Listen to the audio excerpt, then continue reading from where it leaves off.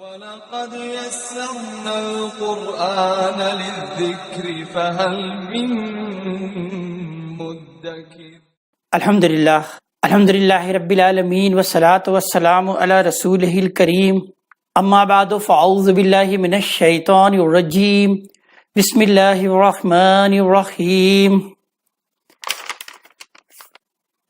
وبشر الذین آمنوا وعملوا الصالحات ان لهم جنات تجری من تحتها الانہار کلما رزقوا منها من ثمرۃ رزقا قالوا هذا الذی رزقنا من قبل وأوتوا به متشابہا ولهم فیها ازواج مطہرۃ وهم فیها خالدون۔ رب اشرح لی صدری ویسر لی امری واحلل عقدۃ من لسانی یفقہوا قولی۔ یہ سورہ بقرہ کی آیت نمبر 25 ہے، جس سے ہم آج کے متعلق قرآن کی ابتدا کر رہے ہیں۔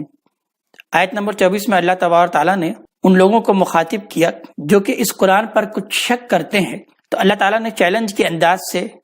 ان کو یہ بات پیش کی کہ اگر تمہیں کچھ شک ہے اس قرآن پر تو تم اس طرح کی کوئی ایک صورت ہی گھڑ کے لے آؤ۔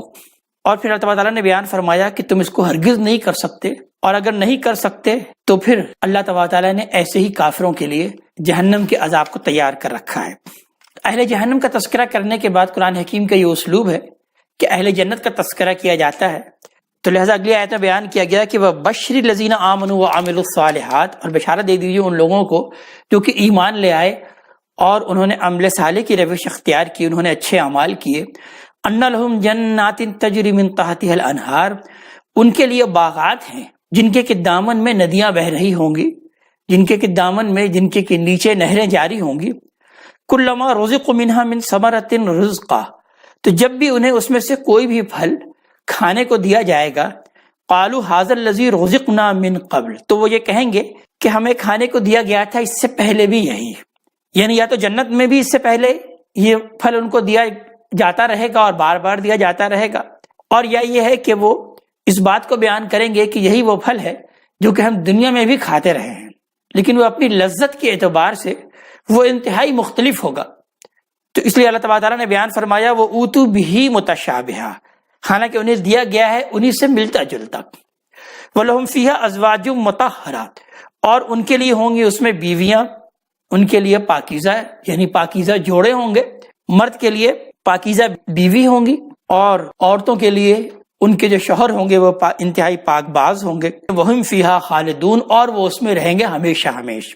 یہ جنت کی تمثیل ہے۔ اللہ تبارک تعالیٰ جنت اور دوزخ کا تذکرہ تمثیل کا یہ اندازہ بیان کرتے ہیں، اس لیے کہ یہ کسی اور دنیا کا معاملہ ہے، یہ کسی اور دنیا کا تذکرہ ہے، یعنی آخرت کے احوال ہم اس دنیا میں در حقیقت سمجھ نہیں سکتے۔ اس دنیا میں آخرت کے احوال کو بیان کرنے کے لیے اللہ تبارک تعالیٰ نے تمثیل کا ہی سہارا لیا اور تمثیل کے ہی ذریعے سے ہمیں اس بات کو سمجھایا۔ اور جب اللہ تبارک تعالیٰ تمثیل بیان کرتے ہیں تو تمثیل کے لیے اگر کوئی حقیر شے کا بھی تذکرہ کرنا پڑ جائے تو اسے بھی اللہ تبارک تعالیٰ کر دیتے ہیں۔ تو لہذا برسبیل تذکرہ جملہ معترضہ کے طور پر اگلی آیت میں اللہ تبارک تعالیٰ اس بات کو بیان کر رہے ہیں کہ اللہ تعالیٰ تمثیل بیان کرنے میں اللہ کو کوئی جھجک نہیں، کوئی شرم نہیں، وہ کسی حقیر شے کو بطور مثال بیان کریں، اس لیے کہ ان کا یہ اعتراض تھا اگر یہ قرآن حکیم اللہ ہی کا کلام ہے تو اللہ تبارک تعالیٰ اس کے اندر ایک حقیر شے کا تذکرہ کیوں کرتا ہے کہ اس کے اندر چونکہ مکھی کا بھی تذکرہ آیا اور اس کے اندر مکڑی کے جالے کا تذکرہ یعنی عنکبوت کا تذکرہ بھی سورہ عنکبوت میں آیا، تو یہ بڑی حقیر شے کا تذکرہ اگر اس میں آ رہا ہے تو یہ اللہ کا کلام نہیں ہو سکتا۔ تو اس بات کا جواب دیا جا رہا ہے کہ ان اللہ لا یستحیی ان یضرب مثلا ما بعوضہ، اللہ تبارک تعالیٰ اس سے ہرگز نہیں جھجکتا، اس سے ہرگز نہیں شرماتا، اللہ کو کوئی عار نہیں ہے کہ وہ بیان کرے ایک مثال کسی مچھر کی، فما فوقہ، یا اس سے بھی کوئی اوپر کی شے کی، یعنی اس سے بھی کوئی حقیر شے کی مثال اللہ تبارک تعالیٰ بیان کر رہا ہے، تعالیٰ کو اس کی کوئی جھجک نہیں۔ فَأَمَّا الَّذِينَ آمَنُوا فَيَعْلَمُونَ أَنَّهُ الْحَقُّ مِن رَّبِّهِمْ، تو جہاں تک معاملہ ان لوگوں کا ہے جو کہ ایمان لے آئے ہیں، جو اہل ایمان ہیں، وہ تو یہ جانتے ہیں کہ یہ حق ہے ان کے رب کی طرف سے۔ وَأَمَّا الَّذِينَ كَفَرُوا، اور جہاں تک معاملہ ان لوگوں کا ہے کہ جو کہ انکار پر ہی اڑے ہوئے ہیں، جو کہ مان کر دینا نہیں چاہتے، جو کہ طے چیک کر چکے ہیں کہ ہمیں نہیں ماننا، فَيَقُولُونَ مَاذَا أَرَادَ اللَّهُ بِهَذَا مَثَلًا، تو پھر یہ اب یہ کہتے ہیں کہ اللہ تعالیٰ کا کیا ارادہ ہے اس مثال سے، اس مثال کے بیان سے اللہ تبارک تعالیٰ نے کیا ارادہ کیا۔ یضل بہ کثیرا ویہدی بہ کثیرا، اسی مثال کے ذریعے سے، اسی ایک بات کے ذریعے سے اللہ تبارک تعالیٰ بہتوں کو گمراہ کر دیتا ہے اور اللہ تبارک تعالیٰ بہتوں کو ہدایت دے دیتا ہے، لیکن وما یضل بہ الا الفاسقین، وہ گمراہ نہیں کرتا مگر انہی کو جو کہ نافرمان ہے، فاسق ہیں، وہ جو کہ مان کے دینا نہیں چاہتے، جن کے اندر فسق ہے اور نافرمانی ہے، وہی ہیں جو کہ در حقیقت اس سے گمراہی کا راستہ اختیار کرتے ہیں۔ جو اہل ایمان ہے وہ تو اس سے ہدایت حاصل کر لیں گے۔ لہذا اگلی آیت میں ان کی صفات بیان کی گئی کہ یہ فاسق کون ہے، اور گویا کہ بیان کر دیا گیا کہ یہ وہی یہود کے شریر لوگ ہیں، وہی شیاطین ہیں جو کہ در حقیقت قرآن حکیم میں مین میخ نکال رہے ہیں۔ لہذا انگلی رکھ کر پھر اللہ تبارک تعالیٰ نے ان کی طرف نشاندہی کر دی کہ الذین ینقضون عہد اللہ من بعد میثاقہ، وہ جو کہ اللہ تبارک تعالیٰ کے عہد کو، اللہ تعالیٰ کے وعدوں کو توڑ دیتے ہیں اس کو پختہ باندھ لینے کے بعد۔ یہود کا معاملہ ہم قرآن حکیم میں جا بجا پڑھیں گے کہ انہوں نے اللہ تبارک تعالیٰ سے وعدہ کیا، عہد کیا، میثاق لیا اور پھر اس کو توڑ دیا۔ وَيَقْطَعُونَ مَا أَمَرَ اللَّهُ بِهِ أَن يُوصَلَ، اور کاٹ دیتے ہیں جس کو اللہ تبارک تعالیٰ نے حکم دیا ہے جوڑنے کا، یعنی یہ استعارہ ہے رحمی رشتوں کے بارے میں کہ رحمی رشتوں کو در حقیقت یہ کاٹتے ہیں۔ وَيُفْسِدُونَ فِي الْأَرْضِ، اور زمین میں یہ فساد مچاتے ہیں۔ اولئک هم الخاسرون، یہی وہ لوگ ہیں جو کہ خسارہ پانے والے ہیں، جو کہ شدید گھاٹے سے دوچار ہوں گے۔ جب آخرت میں ان کا معاملہ درپیش ہوگا تو یہ شدید نقصان سے دوچار ہوں گے۔ اب یہ تو ان آیات میں اللہ تبارک تعالیٰ نے آیت نمبر 26 اور 27 میں اللہ تبارک تعالیٰ نے جملہ معترضہ کے طور پر ایک اعتراض کا جواب ان کو دیا۔ اب خطاب کا رخ پھر انہی سے ہے۔ ارشاد ہوتا ہے کیف تکفرون باللہ، تم کس طرح سے انکار کرتے ہو اللہ تبارک تعالیٰ کا، وکنتم امواتا فاحیاکم، جبکہ تم مردہ تھے تو اس نے تم کو زندگی بخشی، ثم یمیتکم، پھر وہ تمہیں موت دے گا، ثم یحییکم، پھر وہ تمہیں زندہ کرے گا، ثم الیہ ترجعون، اور پھر تم سب اسی کی طرف ہی لوٹ کر جاؤ گے۔ یعنی دو زندگی اور دو موت کا تذکرہ اللہ تبارک تعالیٰ نے اس میں کیا کہ تم کو اللہ تبارک تعالیٰ نے 2 بار زندگی عطا کی ہے اور 2 بار ہی اللہ تبارک تعالیٰ تمہیں موت دے گا۔ یعنی ایک زندگی در حقیقت ہم گزار کر آئے ہیں عالم ارواح میں، جب اللہ تبارک تعالیٰ نے ہماری شخصیت کو تخلیق بخشی اور ہماری تمام ارواح کے ساتھ ایک عہد لیا، عہد الس، وہ ایک زندگی جو کہ ہم وہاں پر گزار آئے ہیں۔ اس کے بعد پھر اللہ تبارک تعالیٰ نے اس عہد الس لینے کے بعد ہمیں سلا دیا، یعنی گویا کہ ایک موت ہم پر طاری کر دی، پھر دوبارہ زندگی عطا کی۔ اس دنیا کی زندگی میں اللہ تبارک تعالیٰ نے پھر دوبارہ زندگی عطا کی، اور پھر یہاں ایک اور موت ہمیں طاری کرے گا، اور پھر اس موت کے بعد پھر اللہ تبارک تعالیٰ ایک زندگی عطا کرے گا جو کہ ہمیشہ ہمیش کی اور جو کہ حیات جاودہ ہوگی۔ تو اس کا تذکرہ اللہ تبارک تعالیٰ یہاں کر رہے ہیں کہ کیف تکفرون باللہ، تم کیسے انکار کرتے ہو اللہ تبارک تعالیٰ کا، وکنتم امواتا، جبکہ تم مردہ تھے، فاحیاکم، پھر اس نے تمہیں زندگی بخشی، ثم یمیتکم، پھر وہ تمہیں دوبارہ مارے گا، ثم یحییکم، پھر وہ تمہیں دوبارہ زندگی عطا کرے گا، ثم الیہ ترجعون، اور پھر تم اسی کی طرف لوٹائے جاؤ گے۔ اسی کا تذکرہ اللہ تبارک تعالیٰ نے سورہ مومن کی آیت نمبر 11 میں بھی کیا، اور یہ قرآن حکیم کا اسلوب ہے کہ قرآن حکیم میں اہم مضامین کم سے کم 2 مرتبہ ضرور دہرا کر آتے ہیں۔ تو لہٰذا یہی مضمون سورہ مومن کی آیت نمبر 11 میں آیا، قالوا ربنا امتنا اثنتین واحییتنا اثنتین فاعترفنا بذنوبنا فهل الی خروج من سبیل، وہ یہ کہیں گے کہ اے رب ہمارے، تو نے ہمیں 2 مرتبہ موت عطا کی اور 2 مرتبہ ہمیں زندگی عطا کی، تو ہم نے اپنے گناہوں کا اعتراف کر لیا، تو کیا اب اس سے دوبارہ نکلنے کا راستہ ہے؟ یعنی اب تو ہمیں 2 مرتبہ زندگی عطا کر سکتا ہے تو ایک بار پھر وہ ہمیں دنیا میں جانے کا موقع دے دے تاکہ اب ہم اچھے عمل کریں، نیک عمل کریں۔ لیکن پھر وہاں پر بیان کیا جائے گا سورہ مومن میں کہ اب ان کی یہ خواہش کو پورا نہیں کیا جا سکتا، بلکہ اس بات کو بیان کیا گیا ہے کہ دوبارہ بھی اگر وہ دنیا میں جائیں گے تو دوبارہ پھر وہی حرکت کریں گے جو کہ یہ کرتے آئے ہیں۔ هو الذی خلق لکم ما فی الارض جمیعا، وہی ہے جس نے کہ تمہارے لیے تخلیق کیا جو کچھ بھی ہے زمین میں، ثم استوی الی السماء، پھر وہ متوجہ ہوا آسمان کی طرف، اس نے قصد کیا آسمان کا، فسوہن 7 سماوات، تو پھر 7 آسمان کو ارینج کر دیا، وہو بکل شیء علیم، اور پھر وہ ہر شے کا علم رکھنے والا ہے۔ یعنی دنیا میں ہر شے جو بھی پیدا کیا اللہ تبارک تعالیٰ نے وہ سب تمہارے لیے پیدا کیا، تو پھر تم کو کس لیے پیدا کیا؟ تو لہٰذا اگلی آیات میں اللہ تبارک تعالیٰ انسان کی تخلیق کے مقصد کا تذکرہ فرما رہے ہیں، اور ہم نے اس دنیا میں انسان کو کیوں بھیجا ہے، کس اسکیم کے تحت ہم نے یہ دنیا برپا کی، اس کا تذکرہ اللہ تبارک تعالیٰ بیان فرما رہے ہیں۔ تو لہذا ارشاد ہوتا ہے وَإِذْ قَالَ رَبُّكَ لِلْمَلَائِكَةِ إِنِّي جَاعِلٌ فِي الْأَرْضِ خَلِيفَةً، اور یاد کرو کہ جب کہ آپ کے رب نے یہ کہا فرشتوں سے کہ میں زمین میں ایک خلیفہ بنانے والا ہوں. خلیفہ اس کو کہا جاتا ہے جس کو کچھ اختیار اور اقتدار دیا جائے. قرآن حکیم میں یہ خلیفہ کا لفظ اسی معنی میں استعمال ہوا ہے، اختیار اور اقتدار کے معنی میں. چنانچہ سورہ صاد کی آیت نمبر 26 میں بیان ہوتا ہے کہ یا داؤد انا جعلناک خلیفۃ فی الارض، اے داؤد ہم نے تمہیں زمین میں خلیفہ بنایا، ہم نے تمہیں زمین میں خلافت عطا کی، یعنی زمین میں تمہیں اقتدار اور اختیار دیا. تو اللہ تبارک تعالیٰ نے جب انسان کی تخلیق کا آغاز کیا تو فرشتوں سے اس بات کو بیان کیا کہ میں زمین میں ایک ایسی مخلوق بنانے والا ہوں جس کو اختیار اور اقتدار دوں گا. قالوا اتجعل فیہا من یفسد فیہا ویسفک الدماء، تو فرشتوں نے فوراً کہا کہ کیا آپ اس کے اندر بنانے والے ہیں وہ جو اس میں فساد مچائے گا اور اس میں خون ریزی کرے گا، خون بہائے گا. یعنی اختیار اور اقتدار کا تو یہ لازمی نتیجہ ہے کہ لوگ اس کا پھر غلط استعمال کریں گے، اس اختیار کا اور اقتدار کا، اور فساد بھی مچائیں گے اور خون ریزی کریں گے. وَنَحْنُ نُسَبِّحُ بِحَمْدِكَ وَنُقَدِّسُ لَكَ، اور یہاں ادھر ہمارا یہ معاملہ ہے کہ ہم تو آپ کی حمد و ثنا کے ساتھ آپ کی تسبیح اور تقدیس کر ہی رہے ہیں، آپ کی پاکی بیان کر رہے ہیں، آپ کی تسبیح کر رہے ہیں. یعنی جب ہم موجود ہیں تو پھر ایک ایسی مخلوق کو پیدا کرنے کی کیا ضرورت ہے کہ جو کہ زمین میں فساد مچائے، اس کو اختیار اور اقتدار بھی آپ دے رہے ہیں. اللہ تبارک تعالیٰ نے پھر اس کا جواب دیا قال انی اعلم ما لا تعلمون، کہ میں جانتا ہوں تم نہیں جانتے. یعنی پہلا جواب تو اللہ تعالیٰ نے چپ کرنے والا دیا کہ میرا علم کامل ہے، میں اپنے علم کے مطابق جو کچھ کر رہا ہوں تم اس کو نہیں سمجھ سکتے، تم اس کو نہیں جانتے. لیکن اس کے بعد پھر اللہ تعالیٰ نے اس کی وضاحت بھی فرمائی، اس بات کو فرشتوں کو سمجھایا بھی. وَعَلَّمَ آدَمَ الْأَسْمَاءَ كُلَّهَا، اور اس طرح سمجھایا کہ اللہ تبارک تعالیٰ نے سکھا دیا آدم علیہ السلام کو تمام نام، سارے نام، یعنی ان ہستیوں کا تعارف کرا دیا جن کو کہ میں اس دنیا میں اختیار اور اقتدار دوں گا تو وہ اس کا کرپٹ استعمال نہیں کریں گے، اس کا برا استعمال نہیں کریں گے، بلکہ یہ ہے کہ اس کا اچھا استعمال کریں گے. اختیار اقتدار ہونے کے باوجود بھی وہ نیک لوگ ہوں گے. جیسے کہ داؤد علیہ السلام کو ہمیں زمین میں خلافت عطا کی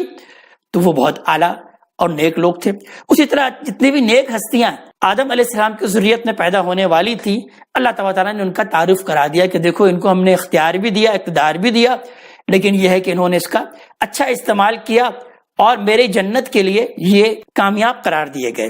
تو علم آدم الاسماء کلھا، تو اس نے اللہ تبارک تعالیٰ نے آدم علیہ السلام کو تمام نام سکھا دیے، یعنی تمام ان اچھی ہستیوں کا تعارف کرا دیا. ثم عرضهم علی الملائکہ، پھر انہیں فرشتوں کے سامنے پیش کیا. فقال انبئونی باسماء هؤلاء ان کنتم صادقین، تو انہوں نے کہا تم ذرا بتاؤ مجھے ان کے نام، یعنی تم ذرا ان کا تعارف مجھے کراؤ، ان کنتم صادقین، اگر تم واقعی سچے ہو. یعنی کیا خیال ہے تمہارا ان کے بارے میں، یہ جو عظیم ہستیاں ہیں، یہ جو حضرت ابوبکر صدیق ہیں، یہ حضرت عمر فاروق ہیں، یہ جو انبیاء ہیں، یہ جو صالحین ہیں اور یہ جو شہداء ہیں، ان کے بارے میں تمہارا کیا خیال ہے؟ فرشتوں سے پوچھا اگر تم واقعی اپنے دعوے میں سچے ہو، یعنی تم یہ سمجھتے ہو کہ انسان کو جب اختیار اور اقتدار دیا جائے گا تو وہ اس کا غلط استعمال ہی کرے گا، وہ تو خون ریزی کرے گا، تو ذرا بتاؤ ان اچھے لوگوں نے، ان نیک لوگوں نے، ان لوگوں نے بھی کیا خون ریزی کی، ان لوگوں نے بھی کیا اس اختیار کا غلط استعمال کیا؟ قالوا سبحانک لا علم لنا الا ما علمتنا، فرشتوں نے جواب دیا کہ تو پاک ہے، ہمیں اس کا کچھ علم نہیں سوائے اس کے کہ جو تو نے ہمیں سکھا دیا، جو تو نے ہمیں بتا دیا، بس وہی ہمیں علم ہے. انک انت العلیم الحکیم، بے شک اصل علیم اور اصل حکیم تو اصل میں تو ہی ہے جو کہ علم رکھنے والا ہے اور کمال حکمت والا ہے. قال یا آدم انبئہم باسمائہم، تو اللہ تعالیٰ نے آدم سے کہا کہ ذرا انہیں ان کے نام بتائیے، یعنی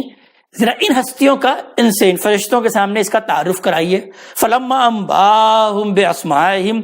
تو جب آدم نے ان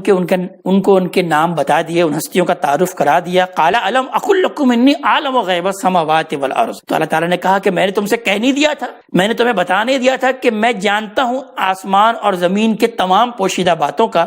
وَعَلَمُ مَا تُبْدُونَ وَمَا كُنْتُمْ تَكْتُمُونَ، اور میں جانتا ہوں جو کچھ بھی تم ظاہر کرتے ہو اور جو کچھ بھی تم چھپاتے ہو، میں ان سب کو اچھی طرح جانتا ہوں. یعنی ان آیات میں اللہ تبارک تعالیٰ نے اپنی اس اسکیم کو بیان کیا کہ ہم اس دنیا میں انسانوں کو جو بھیجنے والے ہیں وہ اس اسکیم کے تحت بھیجنے والے ہیں کہ ہمیں اپنی جنت کے لیے کچھ لوگ چاہیے کہ جن کو کہ میں اس دنیا میں بھیج کر کچھ اختیار اور اقتدار دوں گا، یعنی اس اختیار اقتدار کے بعد انہیں اس امتحان میں مبتلا کروں گا کہ آیا وہ اچھے عمل کرتے ہیں یا برے عمل کرتے ہیں. اگر وہ برے عمل کریں گے تو وہ ہماری اس جنت سے محروم رہ جائیں گے ہمیشہ کے لیے، اور اگر یہ لوگ اچھے عمل کرنے والے ہیں تو پھر ایسے لوگوں کو میں اپنی جنت کے لیے چن لوں گا، اپنے جنت کے لیے ایسے لوگوں کا انتخاب کر لوں گا. یہ ہے دنیا میں انسانوں کو بھیجنے کی میری اسکیم۔ اس کے بعد پھر دنیا میں جو میں امتحان برپا کرنے والا ہوں اس امتحان کی نوعیت کیا ہے، یعنی وہ بڑے بڑے موٹے موٹے امتحان کیا ہیں۔ تو دو نوعیت اللہ تبارک تعالیٰ نے بیان کی کہ دو بڑے امتحان ان کو درپیش ہوں گے۔ تو اللہ تبارک تعالیٰ نے اس کو اس طریقے سے بیان کیا کہ وَإِذْ قُلْنَا لِلْمَلَائِكَةِ اسْجُدُوا لِآدَمَ فَسَجَدُوا إِلَّا إِبْلِيسَ، اور یاد کرو جبکہ ہم نے کہا فرشتوں کو کہ تم سب سجدہ کرو آدم کو، فسجدوا تو سب نے سجدہ کیا، الا ابلیس سوائے ابلیس کے کہ اس نے سجدہ کرنے سے انکار کر دیا، ابا اس نے انکار کیا، واستکبر اور اس نے تکبر کا مظاہرہ کیا۔ یعنی فرشتوں کے ساتھ ساتھ اللہ تبارک تعالیٰ نے ابلیس کو بھی اس میں شامل کیا اور اس کو بھی کہا سجدہ کرنے کے لیے، لیکن اس نے جو ہے وہ تکبر کا مظاہرہ کیا اور اس نے انکار کر دیا، وکان من الکافرین، اور وہ ہو گیا کافروں میں سے، یعنی وہ ہو گیا انکار کرنے والوں میں سے۔ تو یعنی یہاں پر اس بات کو بیان کیا گیا کہ ابلیس نے جو انکار کیا اس کی وجہ کیا تھی؟ واستکبر، اس نے استکبار کی روش اختیار کی، تکبر، انانیت۔ یعنی اس امتحان میں انسان ڈالا جائے گا اور انسان کا یہ سب سے بڑا امتحان ہے کہ اس کی انانیت کا اور تفوق کا۔ انسان یہ چاہتا ہے کہ وہ تفوق حاصل کرے، ڈومینیشن حاصل کرے، تو اس کو اس امتحان میں مبتلا کیا جائے گا اور یہ ایک بہت بڑا امتحان ہوگا۔ یعنی وہ حق کے سامنے سرنگو ہوتا ہے، حق کے سامنے اپنے آپ کو جھکا دیتا ہے اور حق کو اختیار کر لیتا ہے، یا اس کا تکبر اس کے آڑے آ جاتا ہے، اس کی انانیت آڑے آ جاتی ہے اور اس حق کو اختیار نہیں کرتا جیسا کہ ابلیس نے کیا۔ اور دوسرا امتحان کا تذکرہ اللہ تبارک تعالیٰ نے پھر اگلی آیت میں کیا، آیت نمبر 35 میں، کہ وَقُلْنَا يَا آدَمُ اسْكُنْ أَنْتَ وَزَوْجُكَ الْجَنَّةَ، اور ہم نے کہا کہ اے آدم رہو تم اور تمہاری بیوی اس جنت میں۔ یعنی ایک جنت اللہ تبارک تعالیٰ نے کوئی عارضی طور پر بنا دی اور اس میں آدم علیہ السلام اور ان کی زوجہ اما ہوا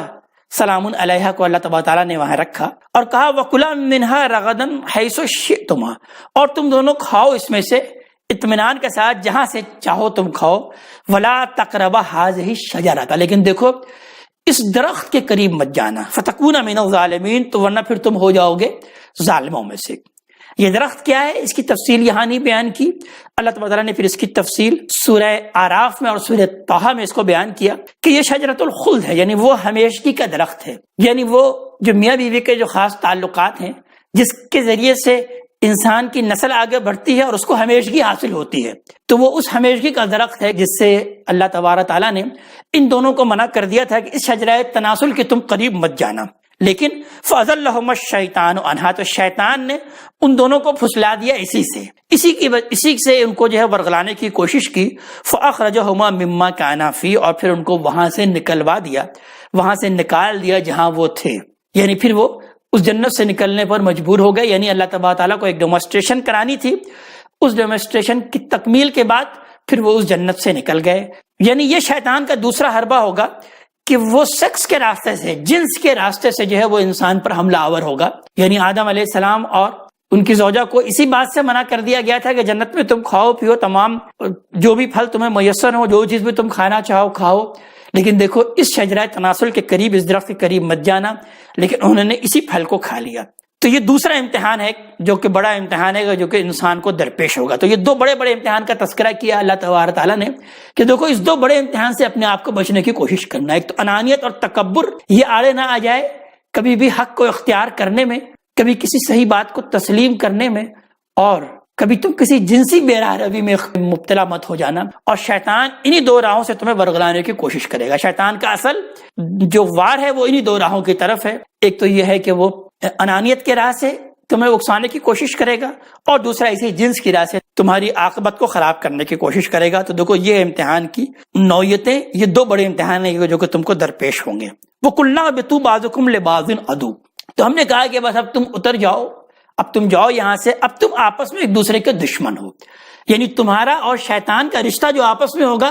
وہ دشمنی کا رشتہ ہوگا، تم ایک دوسرے کو ہمیشہ دشمن سمجھو گے، کامیاب ہو سکو گے۔ وَلَكُمْ فِي الْأَرْضِ مُسْتَقَرٌّ وَمَتَاعٌ إِلَىٰ حِينٍ، اور اب زمین میں تمہارا ایک ٹھکانہ ہے، ایک مستقر ہے اور ایک متاع ہے، ایک وقت معین تک کے لیے تمہارا کچھ ساز و سامان ہے۔ یعنی اب ہم تمہیں زمین میں بھیج رہے ہیں، دنیا میں بھیج رہے ہیں، اس دنیا میں تم کو ایک خاص وقت تک رہنا ہے، اور اس خاص وقت تک دنیا میں تمہاری ضروریات کے سارے سامان ہم میسر کر دیں گے۔ فَتَلَقَّىٰ آدَمُ مِن رَّبِّهِ كَلِمَاتٍ، تو آدم علیہ السلام نے اپنے رب سے کچھ کلمات سیکھ لی۔ اب اگلی آیت میں اس بات کو بیان کیا جا رہا ہے کہ اس امتحان میں اگر کبھی ناکامی ہو جائے، کبھی انسان کا پاؤں پھسل جائے، تو پھر اس کو کیا روش اختیار کرنی چاہیے؟ تو اس کو توبہ کی روش اختیار کرنی چاہیے. یعنی یہ بات نہیں بیان کیا جا رہا ہے کہ اس امتحان میں تمہارا پاؤں کبھی نہیں پھسلنا چاہیے, تم کبھی بھی کوئی غلطی کا ارتکاب تمہیں نہیں ہونا چاہیے, تم کبھی گناہ کی روش اختیار نہیں کر سکتے. نہیں, انسان تو ہے ہی ہے, خطا کا پتلا, بنی آدم تو خطاؤن ہے, خطا کا پتلا ہے, اس سے خطا ہو سکتی ہے. خطا ہونے کے بعد اس کی روش کیا ہو, وہ اللہ تبارک تعالیٰ کے سامنے ندامت کی اور توبہ کی اور عاجزی کی روش اختیار ہونی چاہیے. یعنی شیطانیت کیا ہے؟ شیطانیت تو یہ ہے کہ انسان گناہ کرے اور اکڑ جائے, اس کی کوئی نہ کوئی وجہ تلاش کرنے کی کوشش کرے, اور پھر یہ ہے کہ اپنے گناہ کو تسلیم نہ کرے. اور آدمیت کیا ہے کہ جب اسے معلوم ہو جائے کہ یہ مجھ سے غلطی ہوئی, مجھ سے یہ خطا ہو گئی, تو فوراً وہ اپنا سر اللہ تبارک تعالیٰ کے سامنے جھکا دے, فوراً وہ توبہ کی روش اختیار کرے, فوراً وہ اپنی خطا کو تسلیم کرے. تو فتلقى آدم من ربہ کلمات, تو سیکھ لیے آدم علیہ السلام نے اپنے رب سے کچھ کلمات. وہ کلمات کیا ہے؟ سورہ اعراف میں جب اس کا تذکرہ دوبارہ آئے گا تو اس میں یہ کلمات نقل ہوں گے کہ آیت نمبر 23 میں کہ ربنا ظلمنا انفسنا وان لم تغفر لنا وترحمنا لنکونن من الخاسرین, کہ آدم علیہ السلام نے یہ کلمہ سیکھا کہ اے رب ہم نے اپنی جانوں پر ظلم کیا. یعنی ہم سے اگر خطا ہوئی ہے تو در حقیقت یہ میں نے اپنی جانوں پر ظلم کیا. وان لم تغفر لنا, اگر تو نے ہمیں بخش نہ دیا, وترحمنا, اور ہم پر رحم نہ کیا, تو لنکونن من الخاسرین, تو ہم تو لازماً خسارہ پانے والوں میں سے ہو جائیں گے. تو یہ کلمہ آدم علیہ السلام نے سیکھ لیے اور اس کے ذریعے سے اپنی خطا کی معافی مانگی اور توبہ کیا. فتلقى آدم من ربہ کلمات, تو سیکھ لیا آدم علیہ السلام نے, حاصل کر لیا آدم علیہ السلام نے اپنے رب سے کچھ کلمات, فتاب علیہ, تو پھر اس نے بھی اس کی توبہ کو قبول کر لیا. انہ هو التواب الرحیم, بے شک وہ تو بہت توبہ کو قبول کرنے والا ہے اور رحم کرنے والا ہے. قلنا اهبطوا منها جميعا, پھر ہم نے کہا کہ بس اب تم سب کے سب یہاں سے اتر جاؤ, یعنی اب اس جنت سے جاؤ, اب زمین میں اپنی رہائش اختیار کرو. فإما يأتينكم مني هدى, تو جب کبھی بھی تمہارے پاس آئے میری طرف سے کوئی ہدایت, فمن تبع ہدایا فلا خوف علیہم ولا هم يحزنون, تو جو کوئی بھی میری ہدایت کی پیروی کرے گا تو پھر اس کے لیے نہ تو کوئی خوف ہوگا اور نہ ہی وہ کسی حزن سے دوچار ہوں گے. یعنی اب تم زمین کی طرف جاؤ, اس زمین میں وقتاً فوقتاً تم کو اپنی ہدایت بھیجتا رہوں گا, اپنی کتاب بھیجتا رہوں گا, یہ الہدا میں تمہیں بھیجتا رہوں گا. تو جو میری اس کتاب کی, میری اس ہدایت کی پیروی کرے گا اس کے لیے جنت ہے, اور اس جنت میں وہ نہ تو اس کو کوئی خوف ہوگا اور نہ وہ کسی حزن سے دوچار ہوگا. والذین کفروا وکذبوا بآیاتنا, اور اس کے برعکس وہ لوگ جو کہ کفر کریں گے اور انکار کریں گے ہماری آیات کا, اولئک اصحاب النار, یہ وہ لوگ ہوں گے جو کہ آگ والے ہوں گے, ہم فیہا خالدون, اور وہ اس میں ہمیشہ ہمیشہ رہیں گے. اللہ تبارک تعالیٰ ہمیں اپنے کلام کا فہم عطا فرمائے اور عمل کی توفیق عطا فرمائے. اقول قولی ھذا واستغفر اللہ لی ولکم ولسائر المسلمین والمسلمات.